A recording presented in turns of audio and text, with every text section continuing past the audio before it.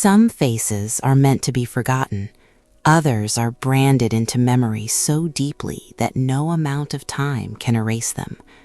For King Theon, who'd spent 3 centuries ruling and loving and losing countless people to time and circumstance, there was one face that haunted him more than all the others.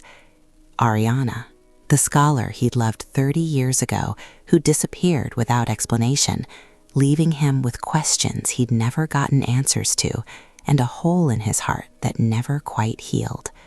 He'd searched for her for years, eventually accepted she was gone, learned to function with the permanent ache of unfinished love. Now he stood at the altar for an arranged marriage to a princess from a neighboring kingdom, a political necessity to secure trade agreements. He'd never met his bride. She'd arrived veiled according to her kingdom's traditions, would remain covered until the ceremony's final moment. It was supposed to be symbolic. The groom seeing his bride's face for the first time as they became husband and wife.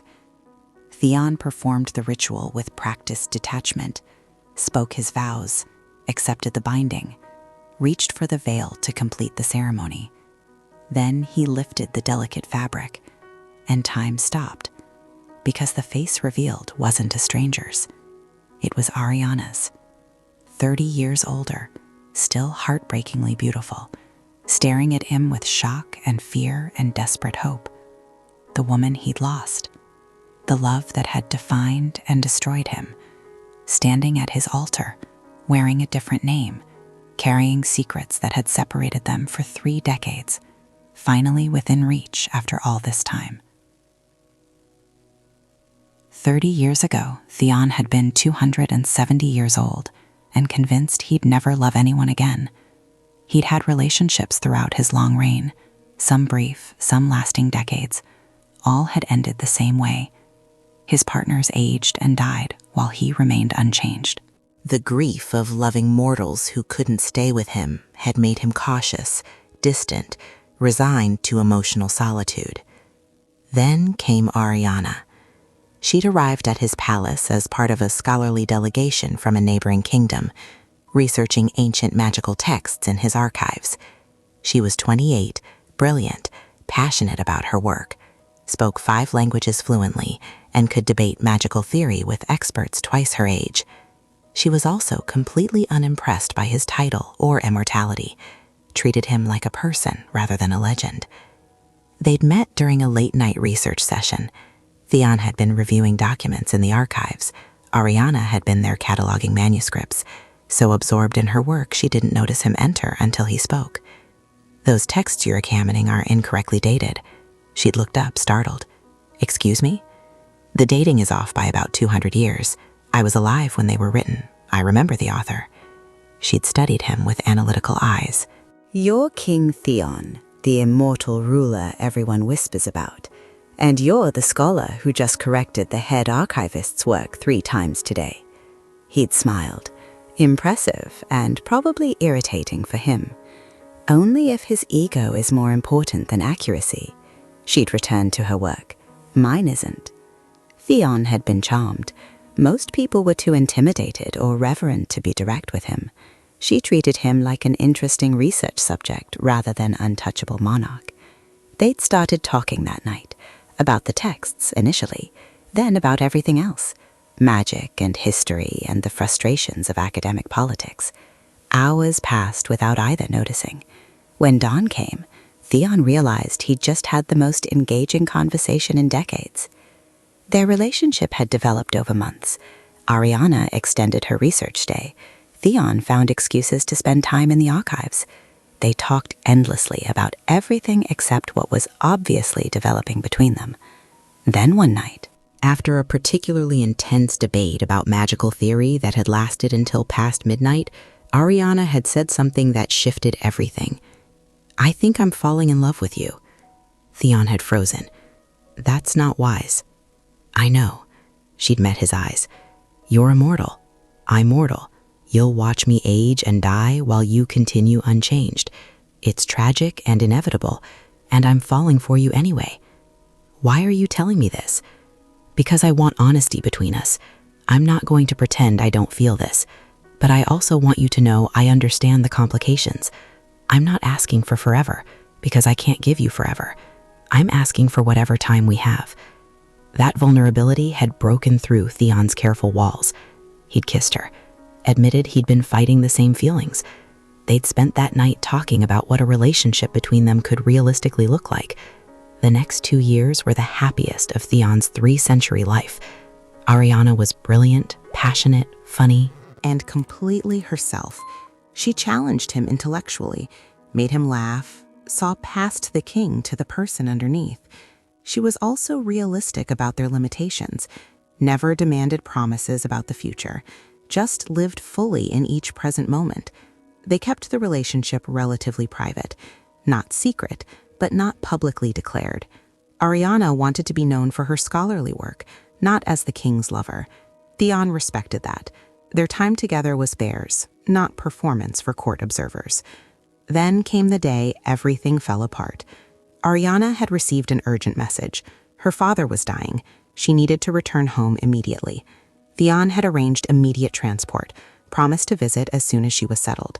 She'd left in a rush, no time for proper goodbyes. That was the last time he saw her. 2 weeks later, a message arrived. Formal, brief, devastating. Ariana's father had died. She decided to stay in her home kingdom to manage family affairs. She wouldn't be returning. No explanation beyond that. No personal words, just cold notification that what they'd built was over. Theon had tried to contact her, sent letters that went unanswered, attempted to visit, but was turned away at her family estate. She'd made it clear she wanted no contact. After 6 months of trying, he'd accepted she was gone. Never understood why. Spent years wondering what he'd done wrong. Eventually learned to function with the permanent ache of unfinished love. Now, 30 years later, she stood at his altar. Princess Ariana of Madara, the documents had said. He'd never connected the name because Ariana was common enough, and Madara was a small kingdom he had minimal contact with. Had never suspected his arranged bride was the woman he'd lost 3 decades ago. The silence in the cathedral stretched impossibly, everyone waiting for Theon to complete his bride and finalize the binding. But he stood frozen, staring at Ariana's face, unable to process what was happening. She looked terrified, waiting for him to reject her publicly, to expose whatever secret she carried, to destroy her in front of hundreds of witnesses. Instead, Theon did something that shocked everyone, including himself. He pulled the veil back over her face, completed the ceremony blindly, speaking the final words by rote, kissed the fabric where her lips would be, then took her hand and led her out of the cathedral without looking at her again. The court buzzed with confusion. The bride kept veiled? The king leaving immediately after the ceremony? Unprecedented and concerning. But Theon ignored the whispers. He was operating purely on instinct now. Needed to get somewhere private before he completely fell apart or exploded with the thousands of questions burning through him. He pulled Ariana through palace corridors, not speaking, not looking at her, took her to his private quarters, dismissed all attendants with sharp command that made them scatter, locked the door. Only then did he turn to face her. The veil was still in place. He could see her trembling. Finally, he found his voice. "Take it off. Show me your face again. Let me be sure I didn't hallucinate." She raised shaking hands, removed the veil slowly, and there she was, Ariana, 30 years older but unmistakably her. Same eyes that had looked at him with love, same face that haunted his dreams, same woman who disappeared without explanation and now stood in his quarters as his wife. "Why?" His voice cracked. "Why are you here? Why did you agree to marry me? Why didn't you tell me who you were?" "I didn't know." Her voice was barely audible.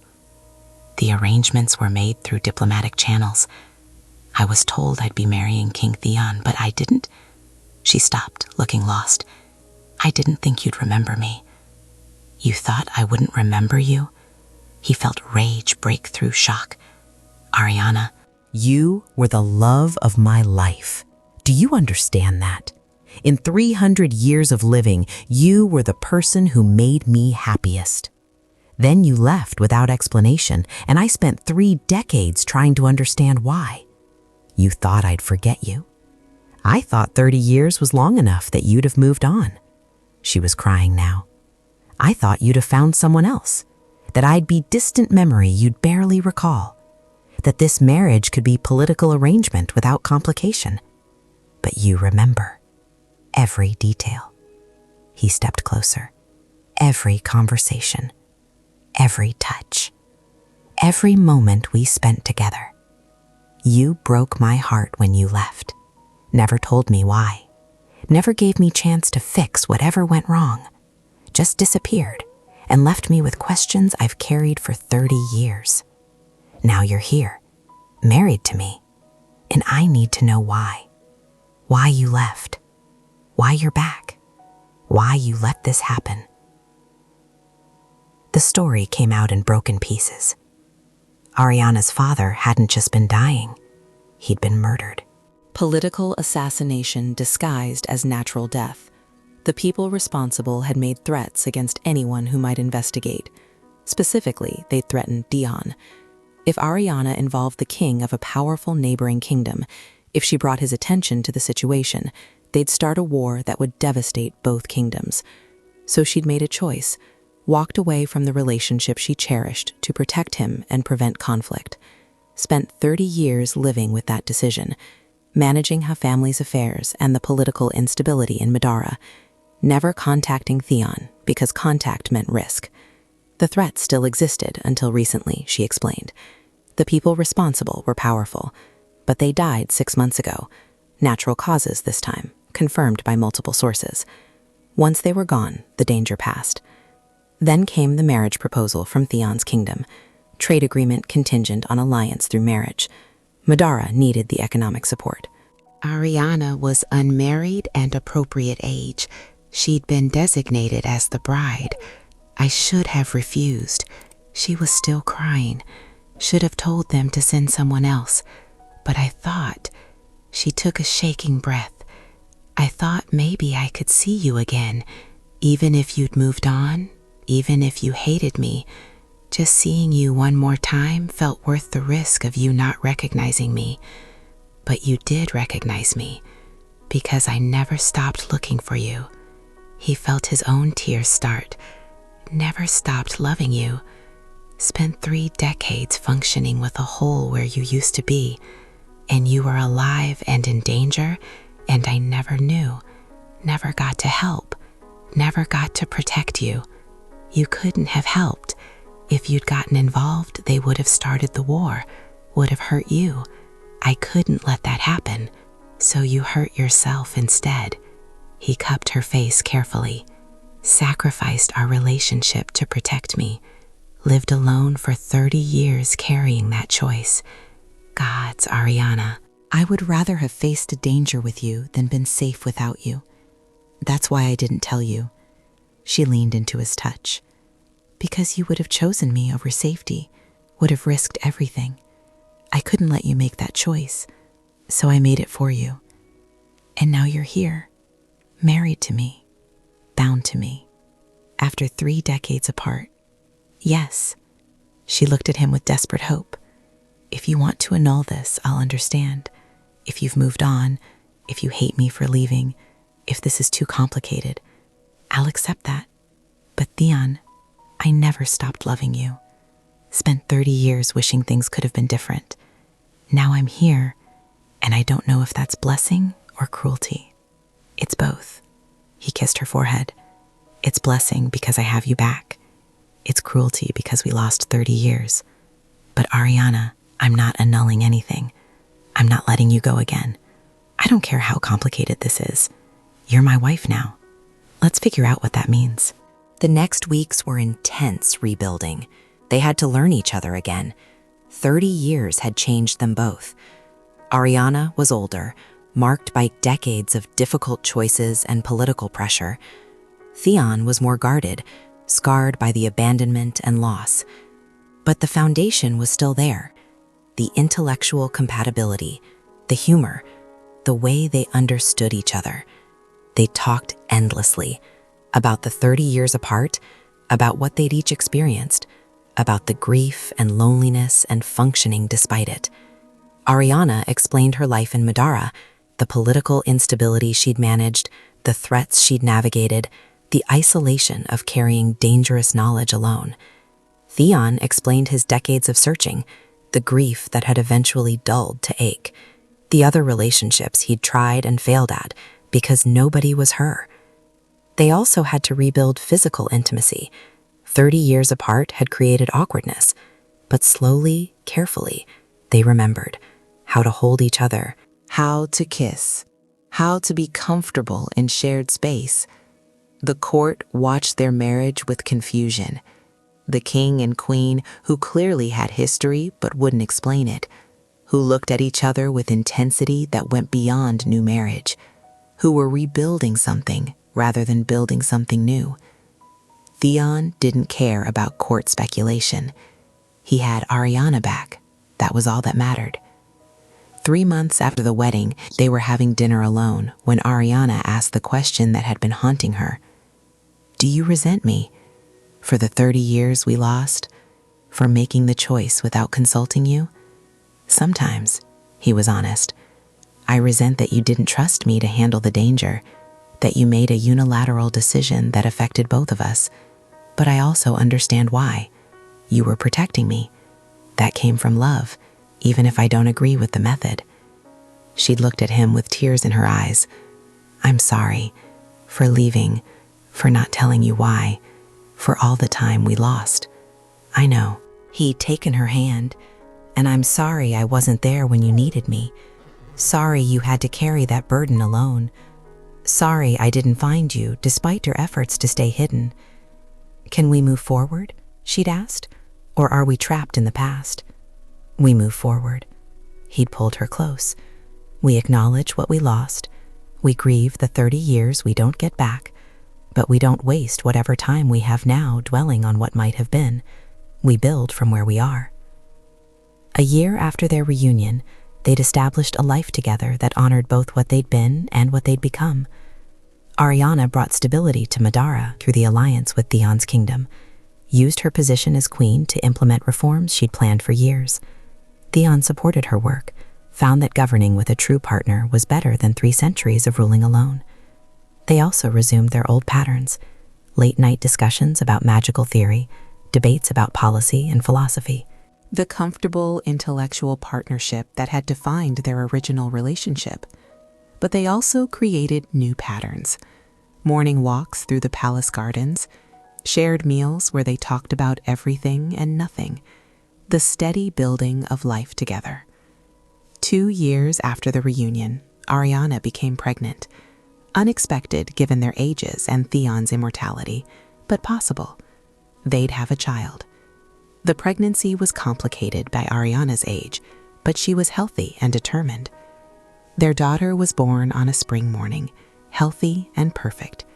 They named her Hope, because that's what her existence represented. Hope that despite lost time and complicated circumstances, beautiful things could still grow. Watching Theon with their daughter, seeing this immortal king become gentle father, Ariana fell in love with him all over again. 5 years after the reunion, during a quiet evening in quarters they now fully shared, Theon asked her something that had been on his mind. If you could go back, knowing everything, would you still leave? Would you still choose to protect me over staying? She thought carefully. I don't know. Staying would have risked war. Leaving destroyed us both for 30 years. I'm not sure either choice was right. Maybe there was a third option we never found. But I can't change the past, can only build the future. He'd held her close. I spent 30 years angry at you for leaving. Now I understand you were trapped between impossible choices. I don't agree with what you did, but I understand why. That's enough. Is it enough? She'd looked up at him. After everything we lost? It has to be. He'd kissed her. Because the alternative is spending the rest of your life resenting the past instead of enjoying the present. We got a second chance. That's more than most people get. Let's not waste it. She'd felt tears of gratitude. I love you for remembering me, for not giving up when I left, For recognizing me under that veil and choosing to keep me. I love you for coming back. He'd smiled. Even if it took 30 years and an arranged marriage to make it happen. Sometimes the universe has a terrible sense of timing. 10 years after the reunion, 20 years into their second chance, they stood at the same cathedral where Theon had lifted her veil and discovered her identity. They were renewing their vows, not because anything was wrong, but because they wanted to acknowledge the journey. The vows were personal this time. Ariana promised to never again make unilateral decisions about their relationship, to trust Theon with hard choices, to communicate rather than protect him from information.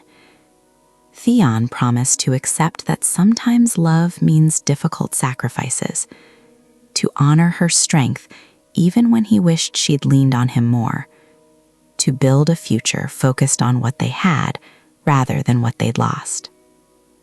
When they kissed this time, it was without veils or secrets. Just two people who'd loved and lost and found each other again. After the ceremony, during the reception, their daughter asked a question. "Mother, why did you and Father have two weddings?" They'd looked at each other, sharing silent communication about how much to explain. "Because sometimes you get a second chance to do things right," Theon had said. "And when that happens, you celebrate it properly. The first wedding was duty and surprise. This one is choice and love." Our daughter had processed that. "So you chose each other twice?" "Yes," Ariana had smiled. "And if we could, we'd choose each other 100 times more. That's what real love means, choosing the same person repeatedly, regardless of circumstances." Later that night, alone in their quarters, Theon had reflected on the journey. 30 years ago you left, and I thought I'd lost you forever. Now you're here. We have a daughter. We have a life. You made it possible." She'd corrected. "We made it possible. You recognized me. You kept me. You chose to rebuild instead of reject. That mattered as much as me coming back." They'd sat in comfortable silence, two people who'd been separated and reunited, living proof that some love survives time, distance, and impossible circumstances. That the right person is worth waiting for, even when you don't know you're waiting. That lifting a veil can reveal more than just a face. It can reveal destiny finally fulfilled. If this story reminded you that real love survives separation and that second chances are worth celebrating, hit that subscribe button and ring the notification bell. Drop a comment with the word moon if you believe that some people are meant to find their way back to each other, no matter how much time passes. Share this video with someone who needs to know that lost love can be found again and that the universe sometimes gives you a second chance to get things right. Sometimes the face under the veil is the one you've been searching for all along. Thanks for watching, and remember, true love doesn't fade with time. It just waits patiently for the moment when two souls can be reunited.